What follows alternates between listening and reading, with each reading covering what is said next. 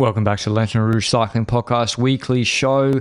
Maybe our last weekly of the year. No, I don't think so. There's still some weeks to come. We've got a week or so until Christmas. This is brought to you by our show partner, Join Cycling, and we have a lot of big rider news this week. News about the UAE top guns, including Pogačar's schedule, how Red Bull Bora Hansgrohe. I mean, all these teams, Benji, they wait for the team preview. Here are ideas about the rider scheduling, and then just copy it, right? I think about 85 to 90% of our predictions when it comes to the start list eventually came out, but we don't want to pat ourselves on the back too much. Wow, we did say Pog would do the Tour de France. That was like an out there take as well, you know, like and then Remco potentially doing the Tour de France while being a massive salary buyout transfer. What a shocker, right? Exactly. But what is Jonas waiting for? Visma do it a bit later. The Vuelta route isn't even out yet. Visma Lease is the new EF Education easy post, my friend. I'm just saying it. I like the EF got a good kit. Okay, we'll get into it. EF nearly won a Grand Tour last year. But yeah, we got also some Pardon? Go ahead. We've got transfer news. We've got transfer rumors. I don't recall. We'll get into the discussion a bit more, but I don't recall so many big riders being announced so late or transferring teams whilst under contracts. So like the number of them, it's never happened. At least while we've been doing the podcast, and I really don't think before either. We have a few other administrative things, but let's start with the UAE guys, the best team in the world, 97 victories last year, and huge development from Isaac Del Toro, who was the second-ranked rider in the world. They had 1 and 2. Almeida would have probably been the third if he didn't crash out of the Tour, and so those three have had their schedules announced. They're the three biggest riders on the team, and Pog is, unsurprisingly, Strada, Sanremo, Tour of Flanders, Roubaix, LBL, so no 1 week race at all, just 6 race days, 5 race days even before Romandy, so he does LBL Romandy combo, then break, altitude I assume, Tour de Suisse, which is now 5 days, then the Tour de France, and then he'll see if he wants to do the Vuelta after. So no UAE Tour, that's already an indicating factor, so when Pogačar's schedule was in front of me, I thought, okay, well, to be honest, I was kind of expecting Pogačar not to go to the UAE Tour this year because they have alternative options in the likes of Del Toro, which we'll get to him in a second. But it doesn't shock me that Pogačar has the schedule, Tour de France being the focus. Potentially after the Tour de France, if he still feels vibrant, I wouldn't be surprised if the Vuelta shows up on his schedule. We'll see about that. It's maybe more difficult by the fact that the Canadian Classics are more relevant for the World Championships. Is that fair to say? Yeah, because if you wanted to prepare for Worlds, you do an altitude camp, you then do Quebec, Montreal, stay in Canada, and then do the Montreal World Championships, which is in the same place. Although the Vuelta, they're going to make it loads of uphill finishes for him to win 10 stages. It starts in Monaco where he lives.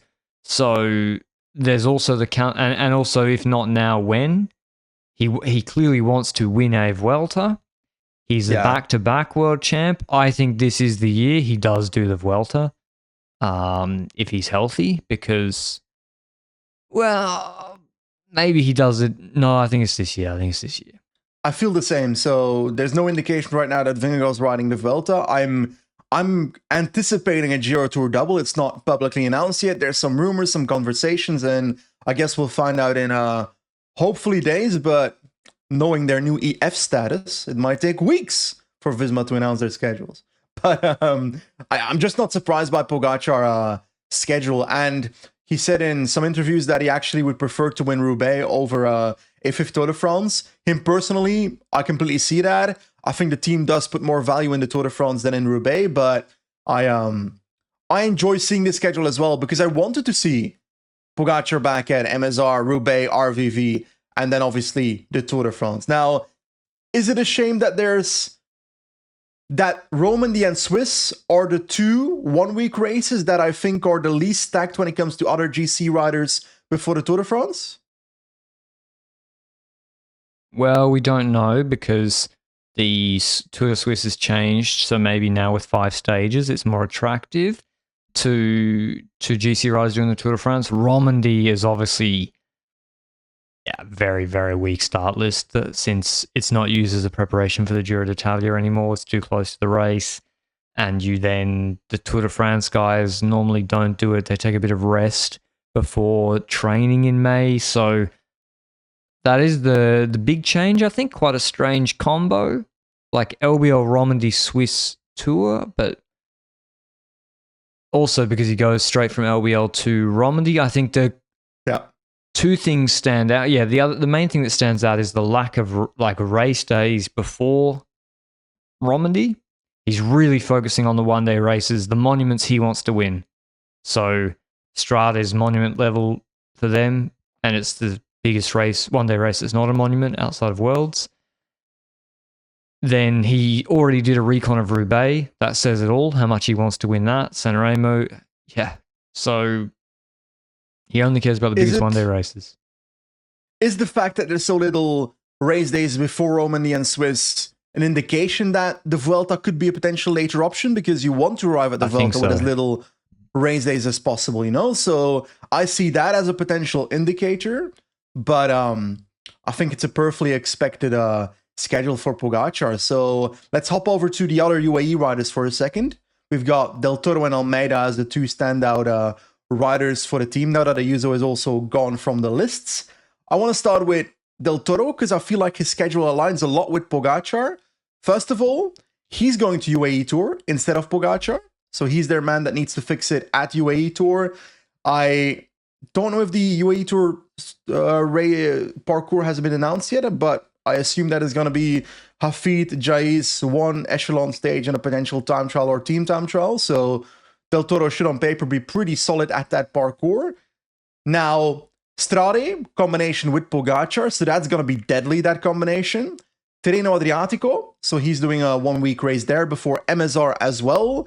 Then Basque Country, and then, Patrick, do you remember Tour Auvergne-Rhône-Alpes? That's the new name for the Dauphiné, for the people that don't remember, which I'm still not used to these new names. We'll get to another new name later when it comes to the Belgian Classics.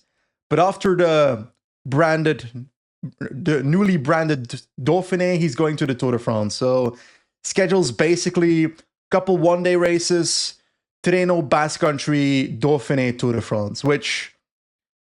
Are you surprised that Del Toro is not going to a Giro or Vuelta as leader? That he's basically taking the Almeida role of last year, which is being in support of Pogačar at the Tour de France, knowing that he doesn't have leadership outside of that in Grand Tours? No, I'm not surprised at all because Almeida is the purest GC rider of these three riders. He really is a 1 week and Grand Tour rider. He's not a one-day rider. He's a classic GC rider. Yeah. He's done the last 2 years the domestique role in the Tour de France. He crashed out this year whilst in the middle of that after having prepared for it, then did the Vuelta afterwards, came second. I think he wants to win a Grand Tour. So Del Toro is not...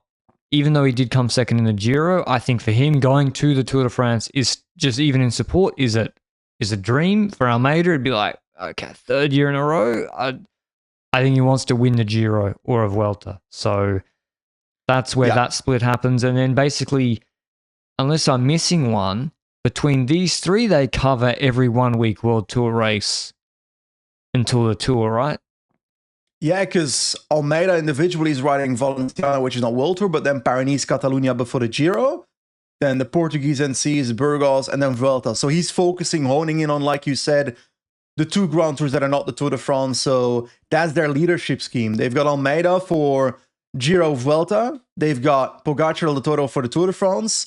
But because of the fact that there's no Ayuso in play here, I see, like we said earlier, a perfect chance that Pogačar does show up for the Vuelta together with Almeida as well. And gotta say, I will go to the individual schedules of the Bora riders and so forth soon, but right now, Almeida looks to be very good on the Vuelta schedule because the only other rider going for it is Roglic and Skjelmose right now, which, to be honest, the Vuelta start list is going to change by the time that race starts. We both know it, right? Yeah, we don't even know the route. It's so far away. But yeah, Almeida actually targeting it after doing a full build-up all summer, all July, he came second this year and second easily in the Vuelta behind Vingegaard. So I think it makes sense that UAE really now have 3 1-week leaders. I think who's like Jay Vine, yeah, he can still get 1-week results like he still did. Romandy came in the podium on GC. But I think, yeah, there's a clear hierarchy. It's these 3, and then below that is the McNulty, Vine, Kristen hierarchy or tier, and they just go across these races, still get their own chances, still win races anyway. Yeah. But to be honest, onto Bora, I think it's logical what UAE have done. Actually, I'm not surprised by any of it except Almeida doing Paris-Nice again. Yeah, that surprised me. It's like not the best race for him. And Pog Romandy. I agree with you across the board. I think Paris-Nice is the one where I'm like, ooh, when it comes to Almeida, but I think it's time for him to go for, because Almeida stepped up in 2025. Like, his level was better on the bike, or at least he was more prominent in terms of winning and competitiveness in GCs, in 1-week races, and in Grand Tours. So he's come to a point now where it is his time to try and win a Grand Tour. These are the years where it needs to happen. So did Almeida also not extend his contract, or did I imagine it in my sleep? He did a 2-year extension, 27 and 28. I'm not surprised by that, because Almeida seems happy where he is, and he's getting the races that he wants to do. He wanted to go for the Tour de France in the last 2 years. He wants to go for his own races now. He gets to lead every 1-week race he does, and he gets 2, well, maybe 1.5 Grand Tours that he can be the leader. Definitely 1. And the one he's most likely to win, yeah, he can win. So I think, why should he be unhappy except for the lack of actual in-race support in some stages? But yeah. I think for Del Toro with this schedule, it's going to be hard to win as much. Although he can still do a lot of the Italian classics after the Tour, after he has a break. So I would say Del Toro really suits UAE Tour as well. Good punch. So does the fact that Del Toro's now going to these bigger races and will likely reduce his overall wins negatively affect the overall wins of the team in general, you think, next year? Because it's almost getting to a number that it's hard to replicate the year after. Like, or do we expect a young Kristen to step up in those Italian classics and start winning them instead? There's no way they can win 97 again. I don't think so either. It's like maybe Pog. I mean, even if Pog gets better, he just will win the same number of races, but by a bigger gap. Yeah, but and Pog can't get an eternally better either, eh? Hey. Did Pogačar get better in 2025 compared to 2024? Nah. But if you want to get eternally better, unlike Pogačar, remember, this Thursday, hey, I got you with the segue, you didn't see it coming. December is the hardest month to stay consistent, not me. If you've been following what I've been up to, I've been very consistent, but I maybe have used a bit of meteorology, weather system modeling to change my weather patterns. It's called the Southern Hemisphere. Look it up, Benji. But if you want to stay consistent in December with a busy schedule, maybe you got short days, cold weather, no excuses. That's exactly why the Join Lanterne Rouge indoor series on Zwift has been so effective and so well attended. And this Thursday at 8 p.m., that's 20:00 in European parlance, European time, is the final Zwift Join LRCP race of the year, the Gran Fondo in Watopia. It's a proper end-of-season challenge. It's built directly into Join's adaptive training plans, and with Christmas coming up, I understand it's just over a week away, Join has made it easy to gift training as well. You can now buy a Join gift card. So if you're looking for something for your partner, looking for a mad keen cyclist in your life, maybe you want to tell someone, hey, I think you're talented, but you're slacking and you need a bit of structure. Why not get them a better, what better present than more watts? So gift them a Join Cycling membership. Don't wait for January. Gift them the perfect start. You can sign up through the link in the show notes, or if you're buying a gift card, head to join.cc/gift card. And I think it's pretty cool. Pretty cool initiative and a pretty cool birthday present. Oh, birthday present, Jesus. Well, to be fair, birthdays are also in this part of the year. People don't just stop having a birthday in December, my friend. Yeah. So I just completely lost the plot there. But I guess it is Jesus' birthday. It was Jesus' birthday. So I don't know.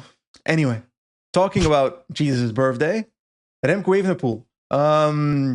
We are talking about Red Bull Bora Hansgrohe now. We've got 3 on paper leaders within that team. That's not true. There's like 17, but we'll start with the main 3 that have been yapped about in the last couple of months. Which starts with who? Jai Hindley? Remco. Oh, okay. I thought you were gonna go for something more outrageous there, but Remco Evenepoel's schedule was announced. Mallorca challenges, because there's a team time trial in there now, which sounds really weird. They put on a TTT on the second day, the Trofeo Cesarines. Okay, and Mallorca Bora already trained in Mallorca. They're there now. They're probably going to be there in January. I think it's obligatory. I think Germans have to spend a minimum number of days in Mallorca per year. Wait. Under the EU rules. We saw Red Bull Bora Hansgrohe in this like Red Bull video launch a plane behind them. Is it legal to try and launch an Remco Evenepoel like that? Who's going to do it? I don't fucking know. The funniest part of that video is, and we'll shout him out because he's our boy, is the first run didn't work. And then they're like, we need some leadership. And they called Pithy up. Apparently, like, looked like on short notice. And Pithy just fucking drilled everybody and was calling out like it was a rugby scrum. Pithy's like, this is just a rugby scrum. I bet you he was a flanker. I bet you he was a dirty fucking flanker like Richie McCaw. Very polite, lovely young man. But when he gets in the game, would bend the rules. That was Richie and that's Pithy. So I bet you he was a flanker. And they got him in the 7th position as well. And they got that plane off the ground. I mean, it was a cool video. It's got, how many views has it got? Let me check. I'll let you check. My guess is a few million. No one cares about cycling that much.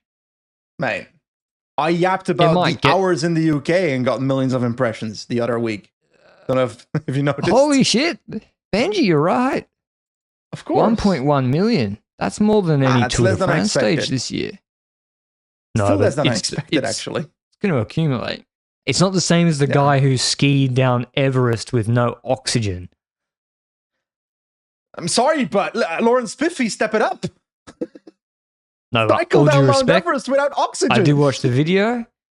I also watched VC Let's Get It behind the scenes, but this one I was like, oh yeah, they should get it off the ground. Like, yeah, but the guy skiing down Everest, I was like, he's going to die. At any moment. No offense to the guy that skied down Mount Everest. I can't have been the only one that expected him to ski down the entirety of Mount Everest, right? Instead of just the top. You were the only one, yeah. The title, they clickbaited me. You expected him to ski to the sea. Yeah. To the ocean. What's the nearest ocean to Mount Everest? I didn't realize that the height of the mountain meant to sea level, okay? I was having I don't know. We'll just ignore what I just said. Let's go back to Remco Evenepoel. Remco Evenepoel... Oh, he was not pulling the plane. Why is that? Internal tensions? Because they wouldn't risk his legs being torn apart by the thing that shot out of the plane into their wheels. Dude, they had Lipovitz doing it. I was like, what are you doing? Lipovitz can't clip in. And having Lipovitz in that was crazy. Also, for the people that didn't see the video, the plane was attached to the riders with this elastic thing.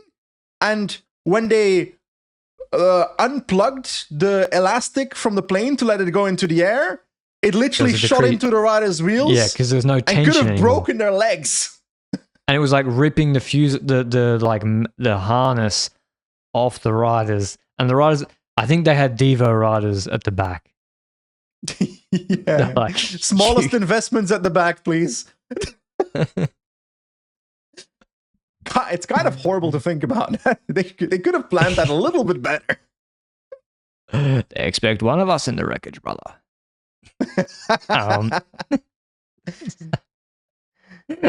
Then Bingham was like, sacrifices have to be made, okay? Yeah, so anyway, it was a cool video.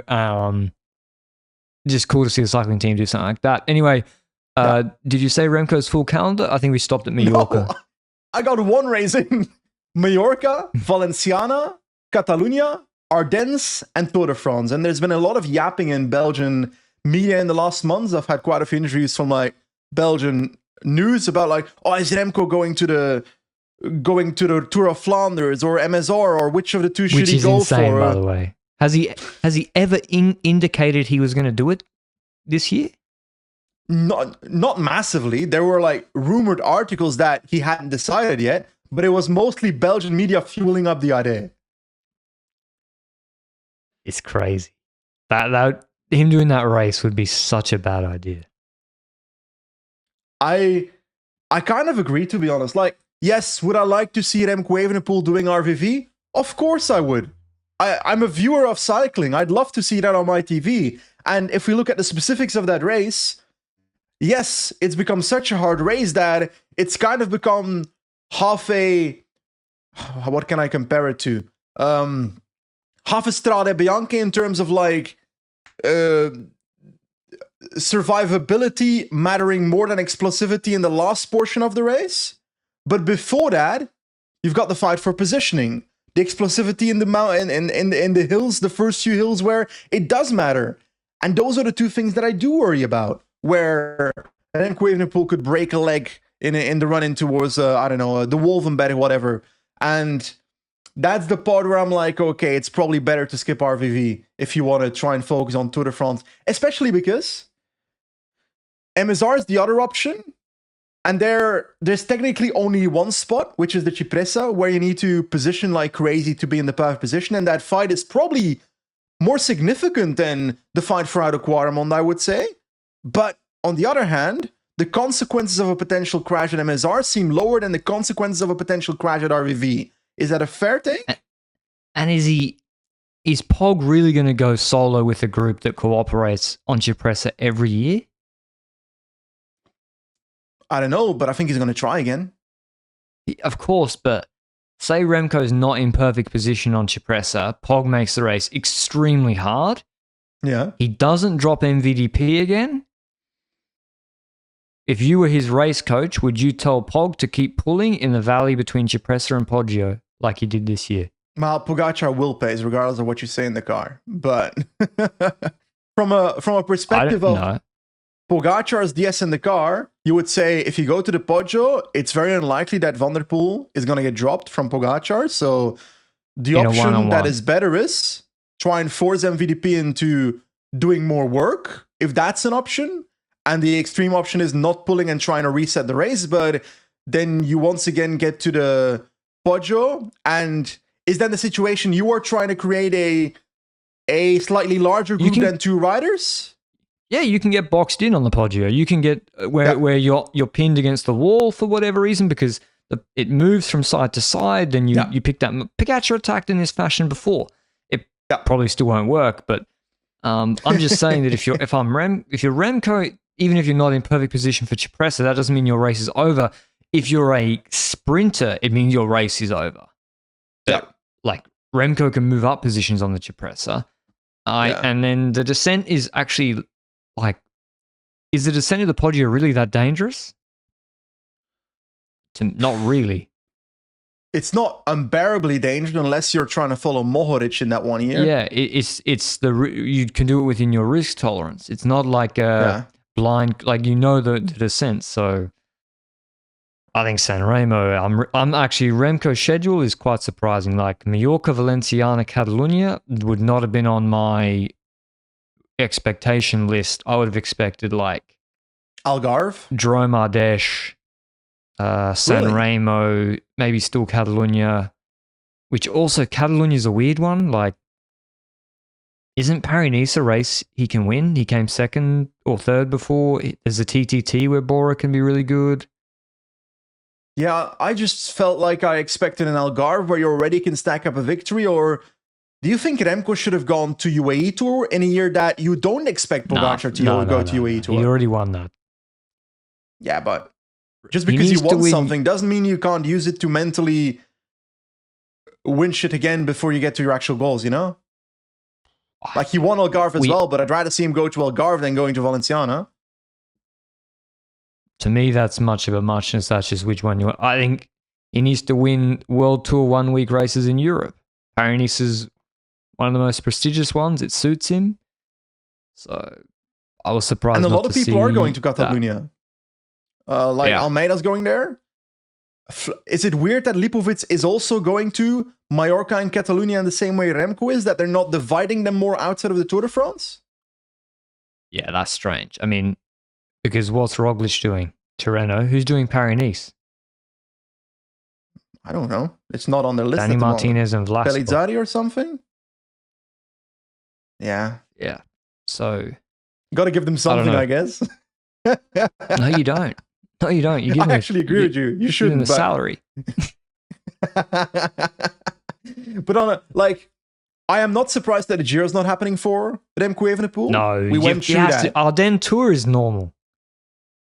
And it's also, how are you going to know how far you can get Remco Evenepoel within Red Bull Bora Hansgrohe if from the first year of collaborating, you do some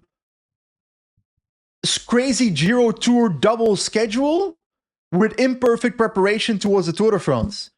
I'd rather see him do a lighter schedule that has perfect preparation towards the Tour de France, which this should give. Ardennes towards Tour de France is a massive gap in between, and before the Ardennes, not too crazy when it comes to other days in terms of race days, but I still would have enjoyed to see MSR there and maybe a bit of a switch up when it comes to the actual races that he is going to. But maybe the reason they're sending Evenepoel and Lipovic to both Catalunya and Mallorca is because they want to test the full setup of the team time trial together with them. And then at Catalunya, they want to see whether the co-leadership works out before the Tour de France hits, which that's an option, I guess. Paris-Nice has a TTT with the ASO rules. Yep. I agree with you. So I think, but I also feel like the Red Bull Bora's schedules are not complete. I feel like there's no way he doesn't race in between the Ardennes and the Tour de France. So I feel like there's more space here. Lipovic does Mallorca, does Romandy, which is like against Pog, which is unfortunate for him. Roglic is doing second Tirreno. Is also solid, eh? Like, if he gets second at Romandy, it's pretty okay. Yeah, it's good. But I think Lipovic wants to win. Winning's hard. With that. Roglic, Tirreno, Itzulia, Basque Country, Romandy? Huh? I'll double check, but... And yes. Vuelta. No Swiss. Are you surprised? Yeah. Me too. I am surprised. I'm also surprised. Well, I'm more surprised no Giro. I think it's a bit strange not to send Roglic to Giro Vuelta. Especially because if you look at the Giro star list of Red Bull Bora Hansgrohe, then their plan is to send Hindley and Pellizzari to that race, with Pellizzari in a leadership role. I assume Hindley in a backup leadership role. There is clear space next to those riders, in my opinion, for Roglic to be also a leader in that race. I agree. I like the future-proofness of Pellizzari and giving him an option, but I don't think Pellizzari being leader means you can't have Roglic there as well. Yeah, you just do the same as you did this year with the start list, except Pellizzari doesn't have to wait for him if he crashes in a Starato stage. And exactly. I was surprised to see Roglic not doing a Grand Tour until the Vuelta. I think probably doesn't want to do the Tour, but when he went in the break on the La Plan stage of the tour. Yeah. I was like, this is his goodbye to the tour, at least at Red Bull Bora. Like they can't take him after this. Especially because he threw away a top 5 position as well. Yeah. Throughout that adventure. Like, that was aura, but no tactics. Is how I'd classify that move. Yeah. I was like, Benji, you've put Juan Ayuso in the wrong order. He's now after the Bora guys. Why wasn't he before? Juan Ayuso's on Little Trek. Exactly. So, and he's not the only GC rider at the team. Well, they spent some money. They have spent some money in the last 18 months. I went through it. Milan extension after Twitter. Pedersen lifetime. Ciccone extension. Skjelmose extension. Vacek extension. Kamna signing. Derek G. Rumor. Signing. Derek G. Rumor. And Juan Ayuso, 5 mil a year annual cost, according to Benson. That's still crazy, by the way. Which, to be clear, for the people that don't know, that is 3 million a year salary or something, and then the buyout clause being another 10 million on top of that 15 million. So across the 5 years, that's 5 million per year, rumored to be. Schedule-wise, Algarve, Paris-Nice, Basque Country, Ardennes, Auvergne, which once again is the Dauphiné, and then Tour de France. And before he announced the schedule, he took a paper out of his pocket and started reading a glazing letter about the UAE team and how they supported him. Patrick, how did you feel when you saw that happening? To me, that felt like some UAE team was putting a lot of pressure, perhaps legally, for him to say that quote before he started yapping about his schedule.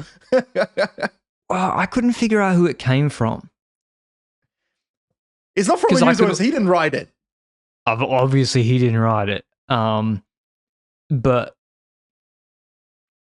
I also could understand Trek wanting him to read it out, because if you're Little Trek, it's your press day. You want to be hearing about what is Juan Ayuso going to do at Little Trek as their Tour de France leader in 2026. You don't want all the questions to be about his problems with the UAE team in 2025 at your press day. So I couldn't figure out, but then it didn't feel like Little Trek either, because it was like, so it felt like something UAE would make a rider do. So it's 100% coming from UAE. I'm betting my life on it, genuinely. Like, the way it was written, or at least it was made from Ayuso's agency or lawyership because of a decision that UAE put upon them, is the way I perceive it. But the way it was written and the way it was said, it's as if it was meant to be obvious that it wasn't Ayuso's desire to be reading this out loud at that very moment. I don't know. Anyway, it was funny. I'm not sure it had the intended effect. Nah, of course not. I think people it just see through that shit. They're not stupid. It reminded everybody that he really hated his time, at least in the last year at UAE. But anyway, yeah, I think he's doing a classic Tour de France leader schedule and preparation. So yeah, it's not surprising. Not surprising, but on the same day, Skjelmose announced his schedule, being Paris-Nice, Basque Country, Ardennes. All of those three are the same races as Ayuso, including the Tour de France as well. And then the Vuelta is the differentiating one. Sorry, what? This passed me by. Yes, and then Skjelmose said, go ahead. Well, I thought they were just paired in the Tour de France and Ardennes, not the 1 weeks. They're paired everywhere, buddy. Except the Vuelta. Ciccone is like, ha ha ha. I'll see you over here at Tirreno. Like, I saw a quote that same day. I don't remember the exact quote. Maybe you remember it. But Skjelmose seemed a bit salty about the fact that he wasn't aware that Ayuso would also be leading the Ardennes. And he found out, apparently, the way I perceived that quote, on the day of that schedule announcement. That to me is crazy. But also, Skjelmose has been yapping a lot in the last half a year. Yeah, he yaps a lot. Also, I don't know if he's like playing a game. I don't think it's like a Kevin Durant. I don't think he's like Aaron Rodgers Aaron Rodgers is a better example who thinks he's like finessing the media by making them look stupid.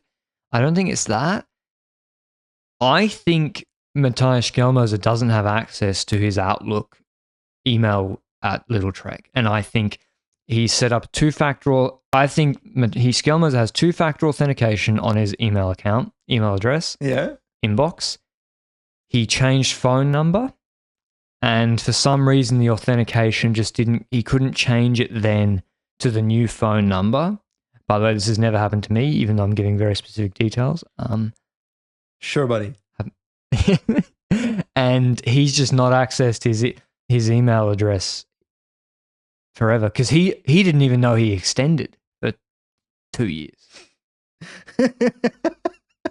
It's fair. Like the way I'm sorry, when Ayuso was announced to be coming to Little Trek, I expected there to be some upset within the team, but the way Skjelmose has been talking about it publicly... Why would there be upset? Who the fuck is podiuming Grand Tours? No one. Skjelmose is not looking like a podium candidate for a Grand Tour right now. In the Ardennes, I understand him though. He's class in the Ardennes. He can have leadership there, but Skjelmose is also not a certainty for the Ardennes. He crashes half the time, and he's a pretty fragile rider in that sense. So why would you not have co-leaders next to him in the Ardennes? Like this year, Ciccone, Nice, we're all leaders at the Ardennes next to Skjelmose. Fagioli. Ciccone podium del BL, right? Yeah. So why would you have Skjelmose as sole leader? Why would you expect that to be the case? Be realistic. But, so when the Ayuso news first came out and he was like, I wasn't consulted on this, I was like, all right, relax. Like, it's not a big deal for you, really. Well, but then the fact now he's that riding the same races. Yeah, and then the Ardennes, I get it, because also he's clearly still the man of the Ardennes, you would think. Like, at least there's no, Ayuso's just another rider there. Yeah. Skjelmose is a decent, he's won Tour de Suisse. He's won Paris-Nice stages. Well, I think the pairing of them he is. Like, if you're not crashing, he can podium Paris-Nice GC. That's not a hot take. But that's not a certainty at all. It's not, but there are many one-week World Tour races. Why would you pair them in the same ones? I don't see the value there either, unless they see it from a perspective of Jonathan Milan needs an entire team and support at Tirreno Adriatico or something, or Mes Pedersen needs an entire team and support at Paris-Nice, because that's where it's at for me then, even though, let's go through those schedules and maybe try and figure out reasoning. Skjelmose was third in Paris-Nice this year before he crashed out. Big if. He was third. Yeah. He came third the year before. Fourth the year before with a stage win. And he only came fourth because their TTT was horrendous. He came third in Basque afterwards, and he came third in Swiss afterwards. He should not be paired with Ayuso in Paris-Nice and Basque. I agree with you. And there I think he does have a right to be like, hey, what? Yeah. I think that is very fair. But also that seems like something that if he has an issue with it and conveys it in a team, that it would be shocking to me that they couldn't have found a solution for that. Right? This seems like something that if you address it a month ago, that they could have had a different schedule than each other. But it could be what you said. Ciccone might say, I'll go to Tirreno. 5 guys can be rouleurs. For Milan, I'll do my own thing, no problem. Maybe Skjelmose wants like a classic GC team structure around him. Yeah. And Ayuso is going to Paris-Nice, but Mes Pedersen is going there perhaps with the majority of the support. And Ayuso is maybe happy with that. Nah, I think they're going to, with Pedersen, they bring like the versatile rouleurs for the TTT. Like they're going to bring Quinn Simmons, Julien Bernard, and it'll be that sort of squad at Paris-Nice. And then I think at Tirreno, you're going to have the big lead out for Milan. Yeah, that's what I'm trying to convey here. But going to Pedersen and Milan here for a second. Pedersen with Valenciana. Am I right in saying Provence? Probably, because he goes to those French races all the time. Paris-Nice, MSR, E3, and now, Patrick, we have to have this discussion. Gent-Wevelgem has rebranded to In Flanders Fields Middelkerke-Wevelgem. And my first reaction is, holy fuck, that's such an annoyingly stupid name. My second reaction is, rationally, I understand that a race that gets paid by Middelkerke, which is a city by the coast in West Flanders, to have the race start there, that city wants to have their name of that city in the name of the race. Personally, traditionally, I don't want to see it, but I understand it from a brand perspective. Yeah, but who is In Flanders Fields a company? No, but I think they're trying to brand that race as In Flanders Fields so that people don't get annoyed at the name changes in the future if the starting location changes. Does that make sense? Okay, yeah, that makes sense. Oh, so it can be In Flanders Fields, insert miscellaneous West Flemish village, Wevelgem. Village? They're all villages. Gistel is not a village, my friend. 2,000 people in them. I was doing my Catalan practice. I'm offended. And people were talking about how is Berga a city? Is Berga a city with I think 15,000 people in the whole area? Burger is a food. It is also a place on the highway. I'm happy for you. Anyway, which is worse, this name change or Rhône-Auvergne Alps? Auvergne-Rhône-Alpes, I think. I think that one's way worse, yeah. Because I have no fucking idea what... I think a little bit behind the curtain, but I was talking to Grisha about race schedules, and he was talking to me about something, and for 2 days I thought he was talking about the Alps Isère Tour, which is a 0.2 race in May. I was like, why the fuck would we send him to Alps Isère Tour? Why the fuck would Jonas Vingegaard be going to Alps Isère? I'm just putting that out there. To be clear, I have no clue what the schedule is of Jonas this year, but I assume Giro Tour. That's my personal assumption. Anyway, Mats Pedersen. And then I realized Rhône-Auvergne Alps, and I was like, oh. It's not even the Rhône-Auvergne Alps. Oh. Like, I understand the branding reason, but it's still so annoying, you know? Because Dauphiné is in my core. Yeah. I guess. Anyway, the race has got to make money. Yeah, I understand it. Yeah. Then Pedersen does a whole host of classics, Roubaix, of course. He does also Auvergne and then Tour de France. So he gets to go for the green jersey. Milan is doing Alula UAE, so he'll be cleaning up probably 5 wins there. Tirreno, another couple of wins. Oh, that'll be good. This is why the desert races are so good. I knew you would say that, mate. Like a Lula Tour. Where else? It's good for the race. Milan versus Merlier there. And then at UA, you'll see it. And then San Remo, Roubaix, Giro. So Milan goes to Giro, I guess, because he's Italian. It might have been easier to help him, get him to do that. I think it also helps that he won the green jersey last year, so there's less of that eagerness. Pedersen has never won the green jersey, right? No. Or am I inventing that? So there's more eagerness there, but I'm still slapping my hand on the table. It's the Tour de France. I want the Thor Hushoff Tyler Farrer 2011 lead out of Garmin. I don't know what it was called, Cannondale Barracuda, whatever it was called. Pedersen leading out Milan in some race this year. I need to see it. I mean, at the Tour, is Pedersen going to contest the mass sprints? Apparently he does. He wants the green jersey, so he's got no choice. Yeah, I guess. We'll see. I think it's a bit... Yeah. I think it's going to be tricky for him to...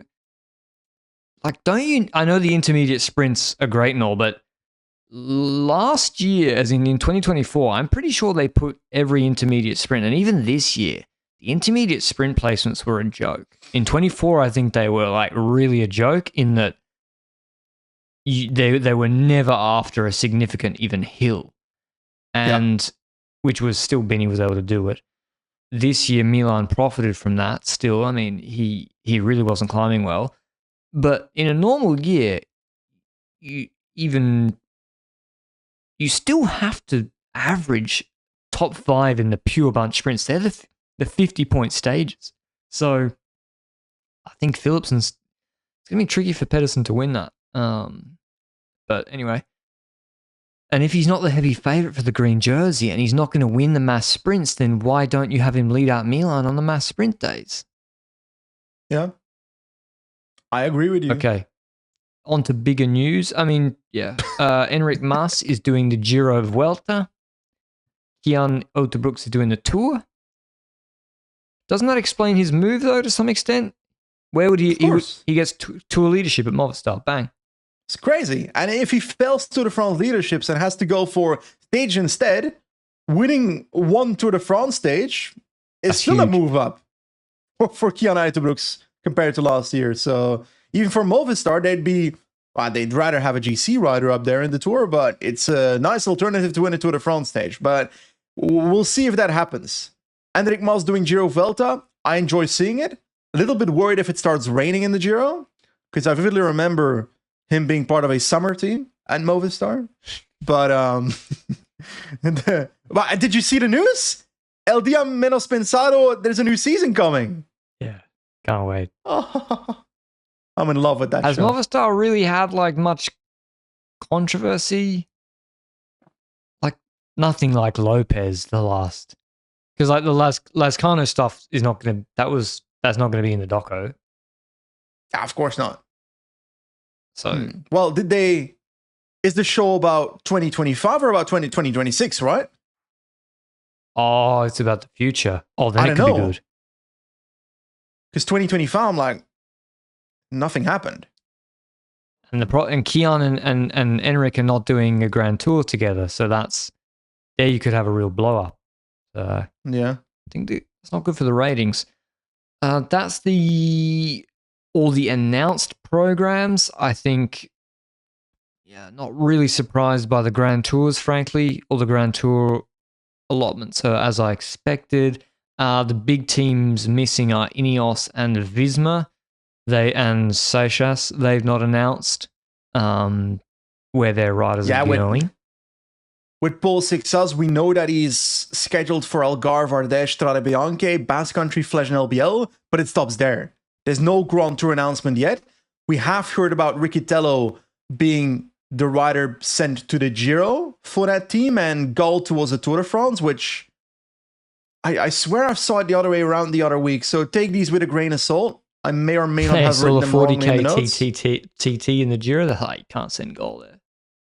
Exactly. That's what I thought as well. But just in general, I want to go over this for a second. For the Giro d'Italia 2026, we've now got Almeida, Hindley Pellizzari, Enric Mas, potentially Riccitello, and rumored to be Jonas Vingegaard. We have no confirmation there yet. Obviously, if Jonas goes, he's the favorite. But outside of Jonas, Almeida's the favorite. It's the Vuelta star list. Yeah, you're the provisional right, star list is the 25 Vuelta. Except Pidcock, who podiumed the Vuelta. Yet. We don't know where Pidcock is going yet. Tour, go Tour, I think. But especially after the confirmation of 2025 Vuelta. Exactly, yeah. Once you podium the Vuelta, then you should go to the Tour. But Tour de France rumored start list is Pogačar, Del Toro, Evenepoel, Lipovic, Ayuso, Utebrooks, Gaul, and Jonas probably. And as well, assuming Vingegaard would go to the Tour de France. Really? Yeah. The best riders normally go to the Tour de France. How do we see Jonas Vingegaard, hypothetically, if he goes to the Giro Tour Double? Jonas doesn't exactly have the best track record in his second Grand Tour after another Grand Tour in terms of avoiding illness or being at a high level the entire race. Is that a pattern or is that coincidence twice now? So this is from Vuelta 23 and Vuelta 25. Yeah, he got sick in both those races. His result in the end was pretty solid in both races, but you know what I mean, right? There's like... No, yeah. He got sick in both of them, or... You don't know, yeah, exactly. But if he goes to the Giro, they are potentially securing a Grand Tour victory, which is very valuable. But on the other hand, deteriorating the chances of winning the Tour de France, which with Pogačar at the start list, he's already the underdog, Jonas. But you're even more the underdog with a Giro in your legs, I would expect. Yeah, but what if Pog crashes out in Swiss? Yeah. And then you're in Vuelta 25 shape against fully prepared Remco and Lipovic. Then we have a good Tour de France on our TV. Yeah. To be clear, I do not want Pogačar to crash at Swiss or anything. I'm just saying, level-wise, that would be very entertaining. It happened. I mean, like, in 2014, that's how Nibali won. Benji doesn't want to admit That's fucking bullshit. Froome would have been destroyed. I know he didn't even get to the cobbles on the cobble stage, but Nibali put everybody on minutes that day. I'm not having this. Exactly. They're the right programs. Let us know what you think. False propaganda. Exactly. Nibali's not here to defend himself. Contracts and transfers. Exactly. You're his reputational manager. Lipovic, Pellizzari, and Finn extend at Red Bull. It's not surprising. Lipovic, yeah, podium the Tour as won the white jersey as a German on a German team. You're going to get extended. That's not surprising. Welsford today. Well, yeah. Do you have any comment on that? I have no hot take on that. On what? Welsford joining? No, the Bora 3. Lipovic, Pellizzari, Finn. I think it's important to extend Finn because he's a man of the future based on the fact that he won the Junior and U23 World Championships year on year. Now, do I expect him to instantly translate into instant victories at a World Tour team, for example, the second that hits? That does need to be. That can take a few years. But he's certainly a rider that is likely to be a pretty prominent World Tour rider in a couple of years. And I look forward to seeing that. So if you have a youngster like that in your team, got to sign him. Got to extend him. Got to try and keep him. Otherwise, another team is going to run away with him. Pellizzari, you know my opinion. I think he could have potentially come close to podiuming the Giro last year. If he had ridden completely for himself, would he have podiumed? I'm not sure, but he would have gotten close. No, I don't think he would have. But he would have done better. Yeah. Before the last weekend, I would have said yes. But Finestri and so forth, that's where it kind of fell apart, if I recall correctly. So I've got no hot takes here. The only thing I have is that Lipovic and Remco and Pellizzari being on the long-term contract for the team is for me the reason that Roglic is not going to the Giro and why it's being given to Pellizzari instead, to make him as future-proof as possible for the team.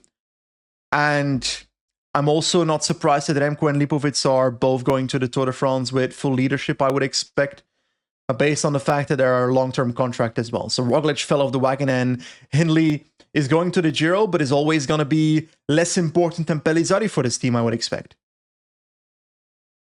Yeah. And they announced their contract lengths. Remco, we don't know how long his contract is. So I don't know any contract lengths of any of these. It says it's 1 year. So maybe Remco's out of contract again. We both know that's not true.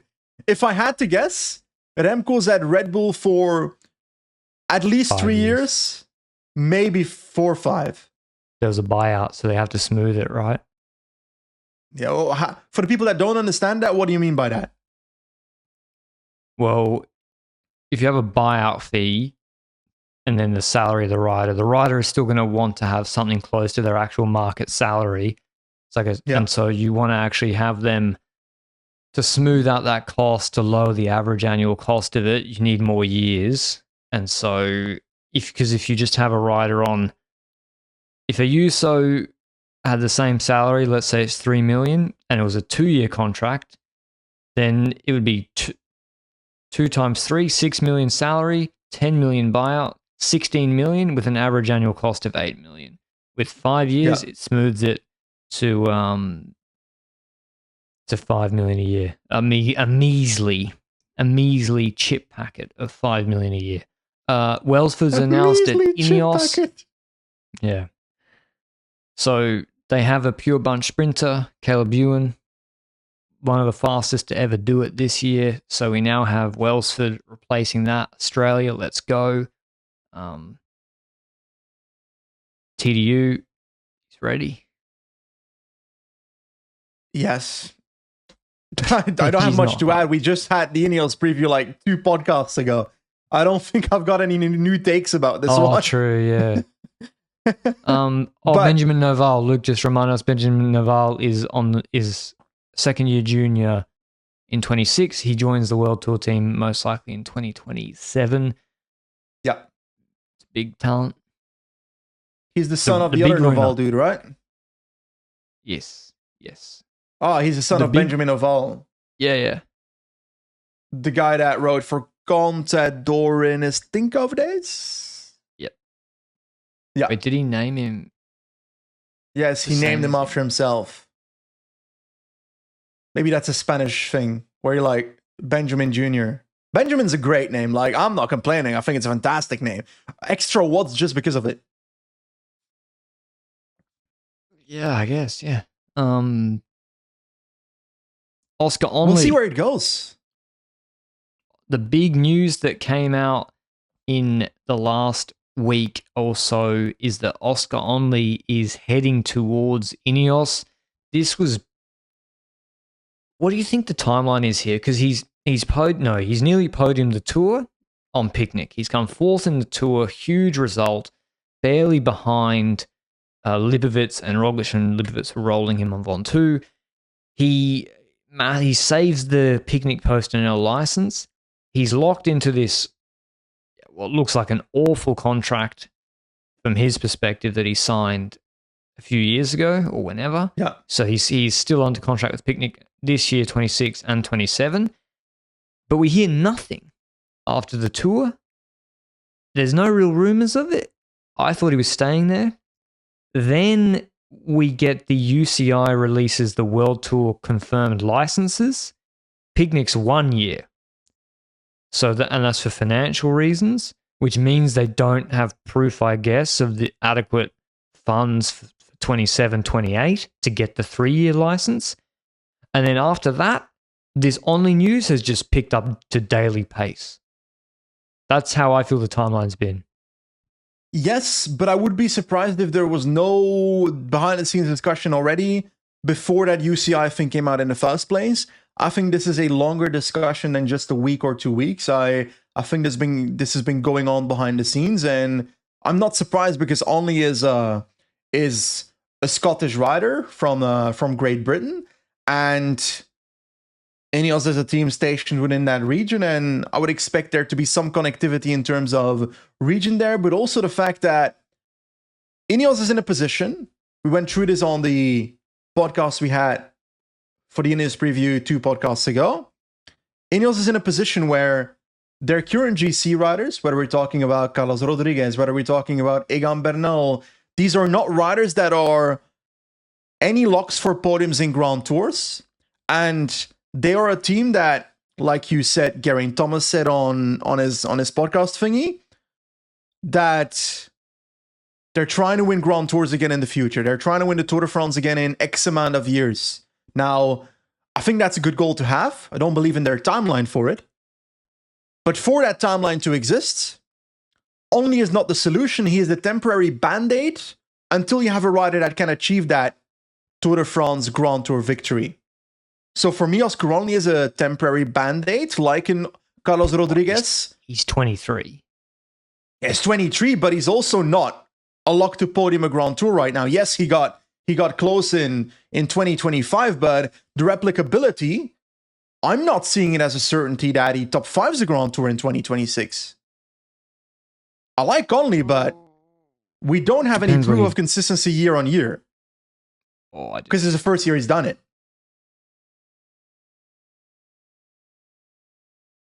I think he was pretty. I think he was pretty good last year. Yeah, but pretty good is He was not very consistent last year in 24. I don't know. I would not I be think you're shocked if he does not top underrating 5 a Grand Tour in 2026. Yeah, if they just send him to the Tour, but I think if he prepares for a Vuelta, I think he can podium at Vuelta. So, well, considering the start list of the Vuelta right now is Almeida, Roglic, Skjelmose, and Mas, the thing he is, would be. and hasn't Kevin Vauquelin, hasn't he been promised? And they're very similar riders actually. Only's a better climber, but they're both punchy. Yeah, do you not split them up a bit between the Tour and the Vuelta if he comes to Ineos? I think this is a no-brainer for Ineos. He's 23. He's British. He's the best British GC rider under the age of 30 by far. Simon Yates gets incredible disrespect, by the way. I think that's true. But only if you had to talk about both.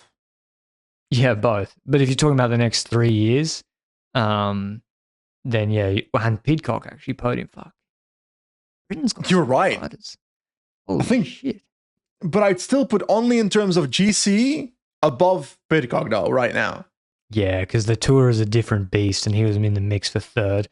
So I think it's a no-brainer. He's clearly going to be their best pure GC rider, classic GC rider, and Egan Bernal's going to be probably leaving the team, I would guess. He's out of contract.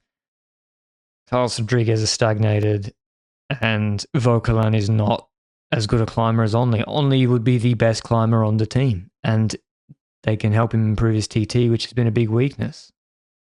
I will fight back on you on a couple of levels. I fully agree with you that in terms of level, he's a no-brainer to sign, fit with a team as well. The one thing I'm worried about is that I don't know what the financial value between the potential buyout is for this team. Wielerflitz printed 7 million buyout. Is that not similar to Remco? I don't know what the Remco buyout was. Me neither, but I don't expect it to be gigantic. Yeah, I don't think the Remco, because Remco had 1 year left, so Only has 2 years left. But yeah, but if you're Ineos, can't you play hardball? Luke says that Remco said it was 7 million in the Observer 2 years ago. So that was done when Broe was yapping to him or something. No, when Ineos was yapping to him. But that was 7 million with more years left on the contract. And before he bought him the Tour de France. Maybe. There's 2 ways to look at it. If you're Ineos, okay, if only really wants to go to Ineos, and if you're Picnic, you could if you're Ineos you could say, well, that buyout's too much. We'll just get him for free in a year when you can't afford, you have no license. You're gonna get it's a game of chicken. I don't think that license issue is going to be a problem next year. By the way, they managed to save it with DSM, but I agree that it's an option. It's not. Picnic don't hold all the cards. Yeah, I think it's probably wise if they do need the money. Okay, sell high on Only and get like a co-title sponsor amount of money from his buyout. It makes complete sense. But Luke went into the deep dives of the finances of Picnic PostNL, or at least that team, the entity behind that team, in the last week, and I saw some very negative numbers. I'm talking like a year with minus 9 million or something on their record. How much of the 7 million is going to go to actually strengthening the team versus plugging the hole that's at the bottom of the team right now, based on those finances that I saw on Luke's Twitter? I think it's a lot of money. I'd like to have 7 million in my bank account. Yeah, I think it's a decent. Maybe it lets you bring in another co-title sponsor who wants to come in for X amount and can't go. You can bring down the amount that they need to come in for, and you can get a deal across the line. I don't know, but don't you think Ineos have revitalized their team a bit with who they got? If Onley comes in, Vauquelin, would you rather have I agree with Pidcock you. or Onley and Vauquelin? For the same money. For the same money.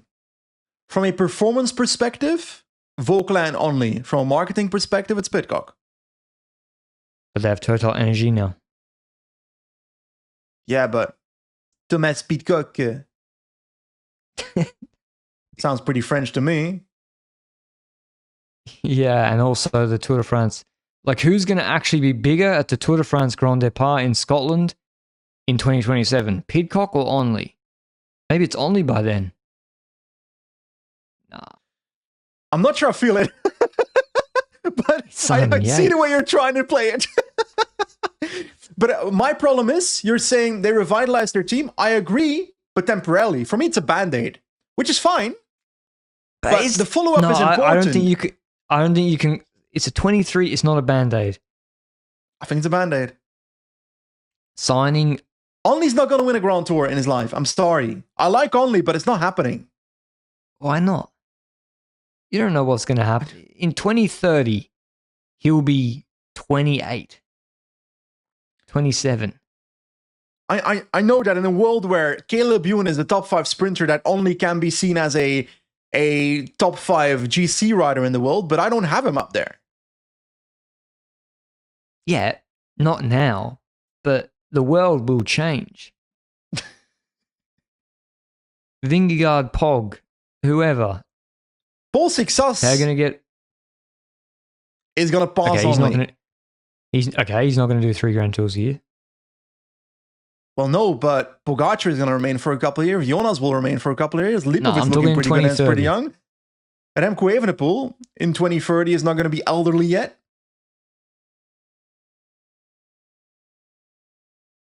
You think he's going to be elderly by then? I would say it's a bigger leap of faith to expect the top 3 riders, Remco, Pog, Vingegaard, to remain the top 3 in 5 years' time. How many people have won a Grand Tour in the last 3 years? Simon Philip Yates at 32 years old. Pogačar, Jonas, Kuss. Primož Roglič at 35. So we got 5 riders so far. I'm missing something. When's this from? 23 or 24? 23. Okay, well, Hindley won one in 22 at 28. Wow.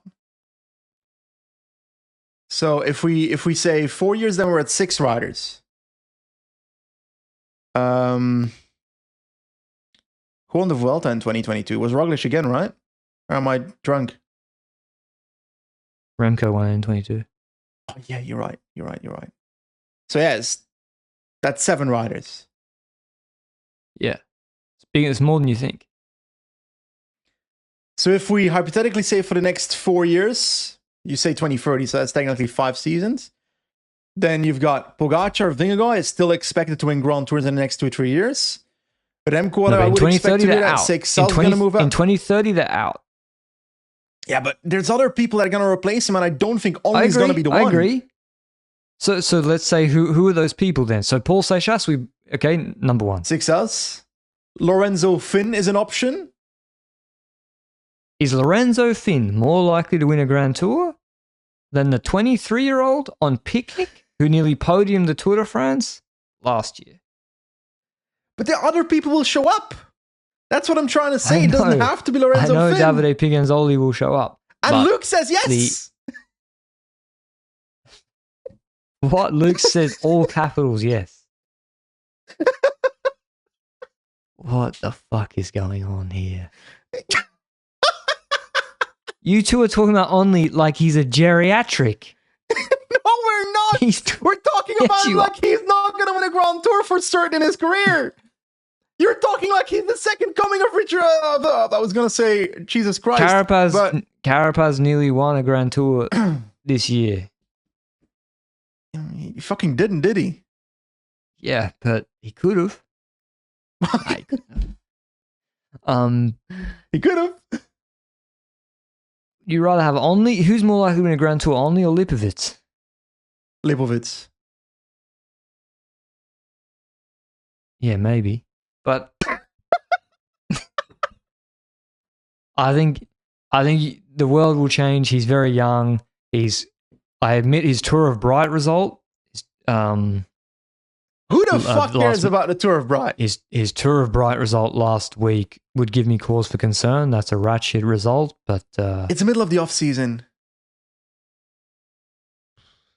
I mean, I've just put my neck out here and said he's going to win a Grand Tour in the next 6 years. I'm not saying he's going to win one. I'm saying if you can't get Remco, you can't get Ayuso, you don't have Finn, you don't have Sex Ass yet, why not get Onley who's British? Like, it makes complete sense. Do they have to overpay? I agree with you. I agree that he's a good signing for the team. I'm just disagreeing that he's a future Grand Tour winner for the team. Yeah, it's not just the Grand Tours. It's not just the Grand Tours. It's Tour de Suisse, man. It's Tour de Suisse. He's on a team with incomparable resources to UAE, Visma, and co. And you look at his Tour de Suisse results, and it's so. I'm keen to see what happens with Onley. Do you think? I love how you're responding to Luke, and nobody listening to the podcast knows what Luke just posted in the chat. Luke's trying to bait me, and I'm not letting him bait me. Luke's saying that it's a panic buy based on one well-paced Grand Tour.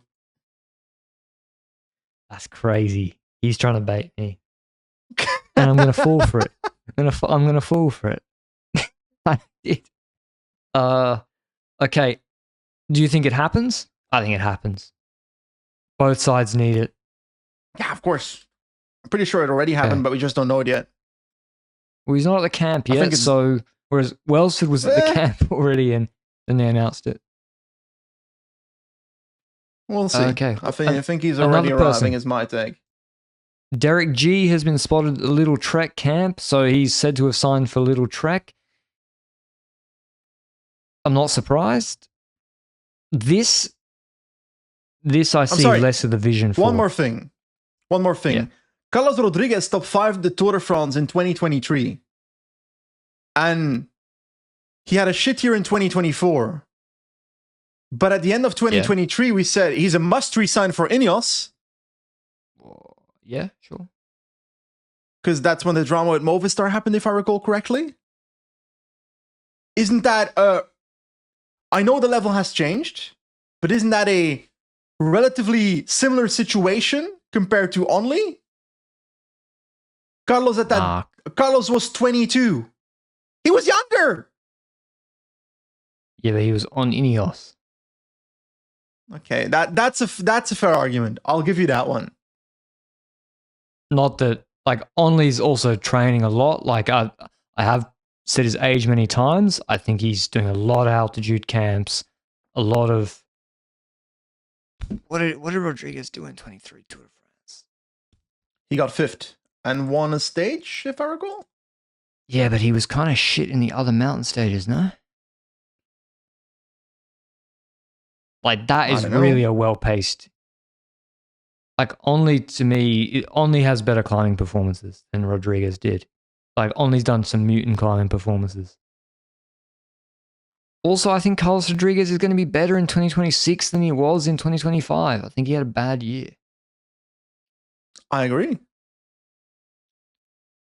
So, we both agree that it's a good signing. We just don't agree about the potential destination of the signing. For me, they still need to find that GC rider. Okay. I'm happy for you. Do we count Tour Down Under in that? Can win a Grand Tour. Like, I can win a Grand Tour. Yeah, but you won't. Yeah, but I can. But who is the most likely option for Ineos to sign? That's what I mean. As the solution? Paul Success? You can't run it. You can't I sort of agree with you. I am playing devil's advocate here, and I've backed myself into a corner, and I will not remove myself from the corner. But you can't run a team and say, "Oh well, we don't have Pogačar, we don't have Sex Ass. Why try?" No, I agree. I said I agree that Onley's a good signing, but he's just a band-aid, which is fine. But you just... I think a Band-Aid is too much. That's too much. This discussion. I think it's time we continue. Derek G. Yeah. Derek G, he goes to Little Trek, apparently. Here I don't really see it. Like for I'm Little fine Trek. with it. I'm fine with it. But do you think Derek G is going to win a Grand Tour? No. I think his ceiling is potentially podiuming one, but then he needs to improve. I wonder what he... And he's 28, not 23. Holy shit. This is why Skjelmose and Ayuso are doing the 1 weeks together. Oh, yes, you're right. Yes, dude. Because Derek G could go to Paris and Tirreno. Skjelmose want to do the Giro. G is doing the Giro with Ciccone, and G is doing Paris-Nice. Oh my god. That makes so much sense now. We should have seen that coming actually in hindsight, but yeah. So yeah, Derek G goes there. I mean, I'm happy. I'll be happy to see him back racing. I think him sitting out racing next year would just be shit. So, especially as he was having a career year, and keen to see what he could do at Trek. Hot take: Derek G podiums the Montreal World Championships. No. Okay. Just let me have something, okay? He's Canadian. Come on. He is. He did not do. He did a one-day race. He's kind of bad at one-day races. You're actually right. He did Montreal last year and got 48th. I actually he needs don't to see it warm happening, the engine but up. It would be funny. He needs to warm the engine up. First stage in Albania, he was awful. Who's more likely? Head-to-head. Hugo Ull, Derek G at the World Championships in Montreal. Oh, that's a good one. You're saying best place Canadian? Yeah, I think it's Ull. No. Ull will top 50 that race. We both know it. Really? Yeah, he top 50s every Montreal. Okay, he got 51st last year. Sure. Is Michael Woods going to get picked for it? He can still do it, right? I think Michael Woods is their best chance for a top 10. I agree with you. So, get him in. But he's basically retired now, so I'm not sure he's still in the same level of fitness as he was during the season. I don't know. Some riders. I got a scorching hot take. Scorching. Noah Ramsey will be the highest placed Canadian rider at Worlds. Ooh. I think I like that take. It's very hot. It's very hot. But I like it. Has he been renewed by Alpecin yet? He should be. He's actually pretty good. Yeah. I was impressed with him in Turkey. And the Italian classics as well, right? Yeah, I think he's pretty solid. Lotto Intermarché merger is official. They got a 3-year license confirmed. All the riders are confirmed. And yeah, Carboni's contract's been terminated by the Rockets.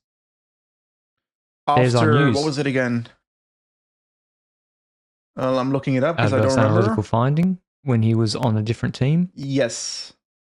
Correct. When he was on Bardiani, I assume? No.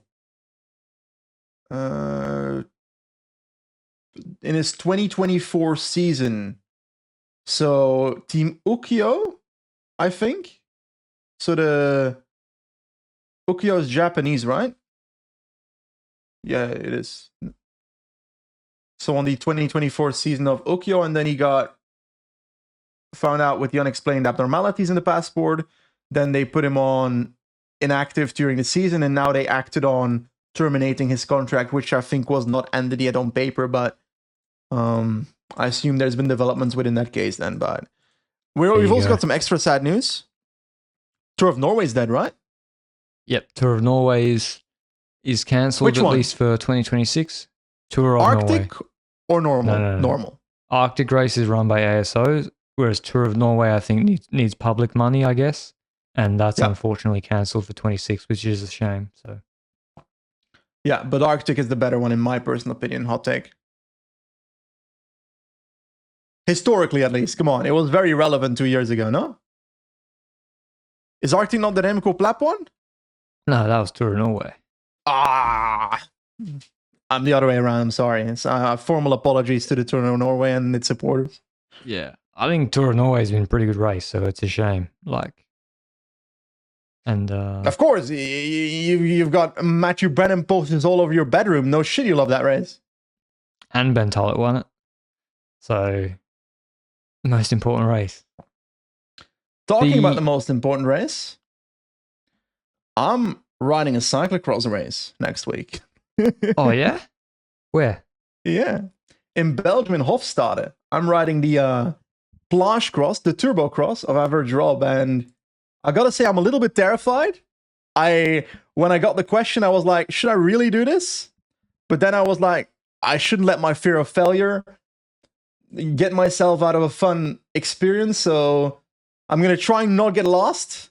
Do you think I can? There's like 4 categories, Patrick. There's explain it to celebrity men, celebrity women, pro men, pro women. I'm obviously not in the pro categories, nor in the women categories, so I'm in the celeb men category, which I wouldn't call myself that, but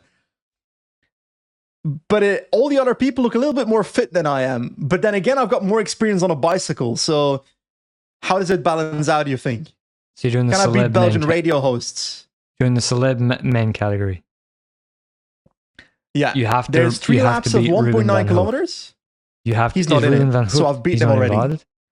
No, okay. He's not invited. Too controversial, of course. Too cringe. I love his fucking keyboard hype these days. He's trying to become a DJ, right? I don't know, man. It's just entertaining, whatever it is. I was going to say, how many laps? How long is it? 3 laps of 1.9 kilometers, but there's like gimmicky obstacles. Like there's like a tunnel of... That's called the Typhoon Tunnel. What, sorry? You have to practice the technical stuff. Your anaerobic capacity will be better than like a lot of the other radio hosts. Because... the other radio hosts. Yeah, so basically... But you need to practice unclipping the remounting. I got myself mountain bike SPD pedals. That's nice. Step 1. Step 2, I'm going to get a CX bike on location. So it won't be an I gave you this lecture. You don't even listen to me. I know, but it's more expensive to get my bike from the UK to Belgium, and I don't feel like going through the hassle. So that's the reason I'm going for the on-location CX bike.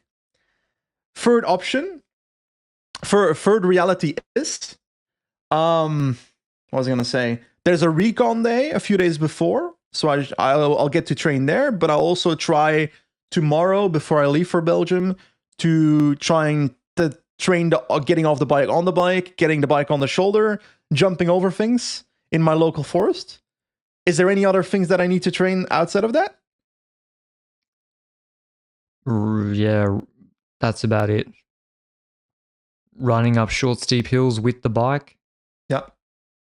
Running with the bike.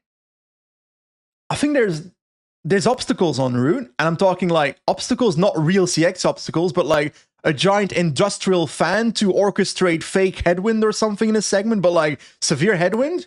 That should benefit my 100 kg block body versus a 50 kg plastic bag person that might fly away, right?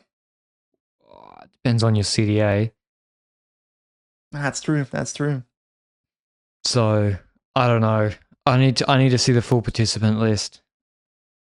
Mate, I don't think you're gonna know them. You're not Belgian enough. Yeah. Thank God. Alrighty. Thanks for listening as always. Fuck. I never get invited to the Turbo Cross.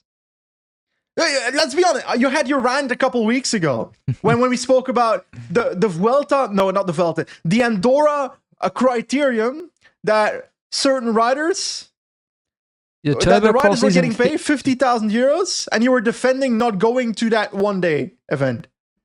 That's true. They couldn't pay me. Would you enough. go to the Turbocross if you were paid 50k right now?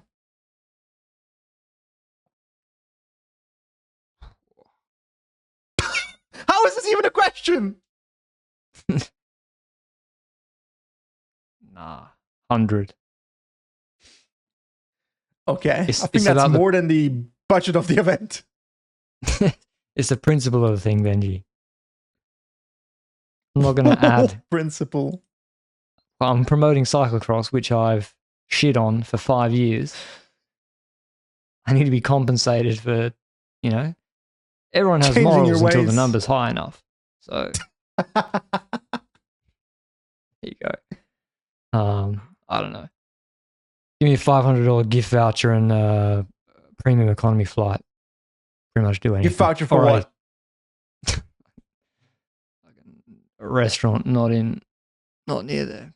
So thanks for listening as always, and we'll see you in the next weekly show. Probably we'll have one just before Christmas. Till then, ciao ciao.